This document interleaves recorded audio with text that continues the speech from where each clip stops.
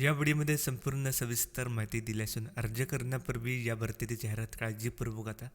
या भरतीशी संबंधित अधिक माहिती करता नोटिफिकेशनचे लिंक दिला आहे आणि जॉब अपडेट मिळवण्यासाठी टेलिग्राम चॅनलला जॉईन करा जेणेकरून सर्व डेली जॉब अपडेट मिळत राहतील।